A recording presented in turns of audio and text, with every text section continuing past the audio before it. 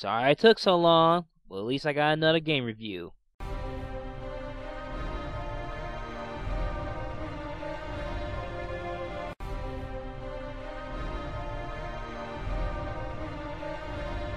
What does Shaka Zulu, Vlad the Impaler, Sun Tzu, and others have a lot in common?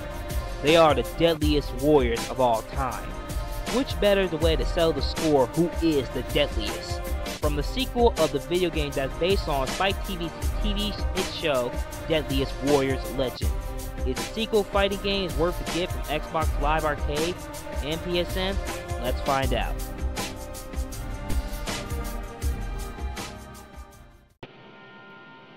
Deadliest Warriors Legend is a sequel fighting game from the previous Deadliest Warrior.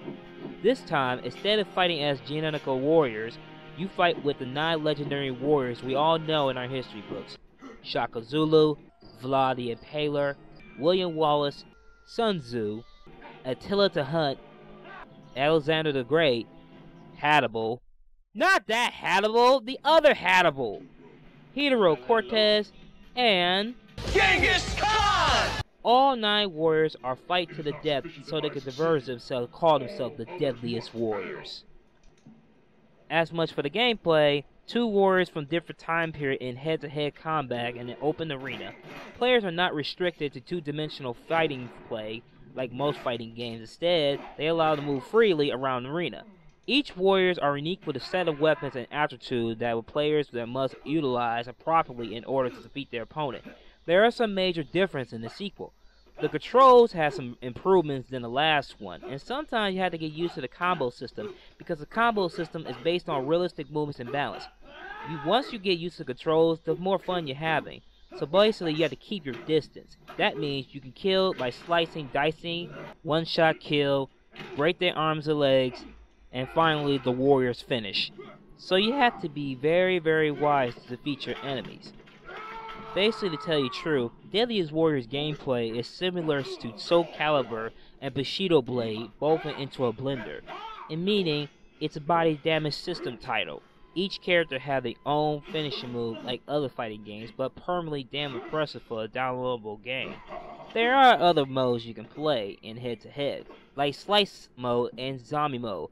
Slice Mode deals with the warrior each have one strike to slice the head off or other bodies at the right moment, and I thought it was pretty cool. Slice and dice their heads off, that never gets old. Zombie Mode, however, is a mix of good and bad.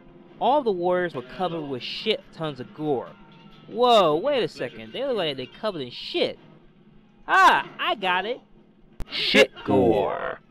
Anyway, that's the good part. The bad part is when your upper body is completely sliced off, your legs are the only thing to attack.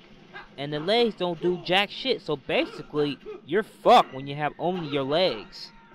Challenge stage in the single player can be an ass if you don't pay attention.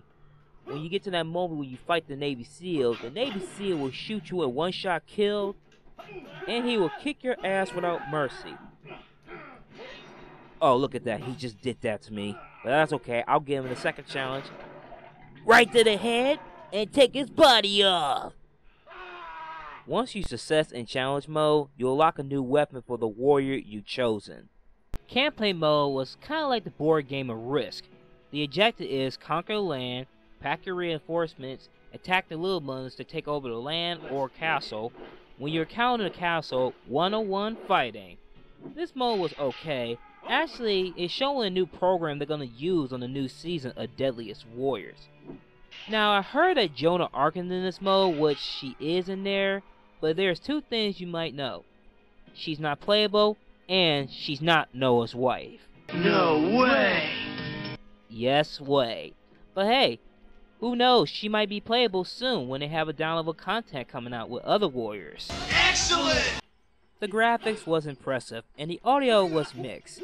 The music is okay, it's just the music doesn't feel like Deadliest Warriors. Hell, there's no music when you're in the fighting. And let me tell you one thing, Attila the Hun hates the music.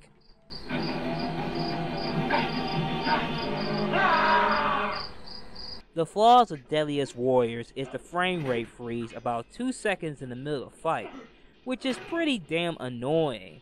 but it does that sometimes, not all the time. The lip syncing is so bad it doesn't match right with the voices. But who cares? Overall, Deadliest Warrior Legend is not that bad at all. This title is actually a promotion for Deadliest Warrior Season 3, and this title is way better than the last one.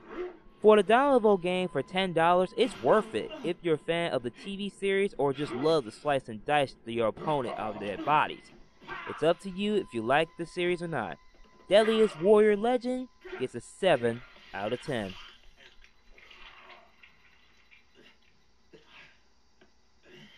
We Spaniards know a sickness of the heart that only gold can cure. Sorry, Cortez. Gold cannot cure everything.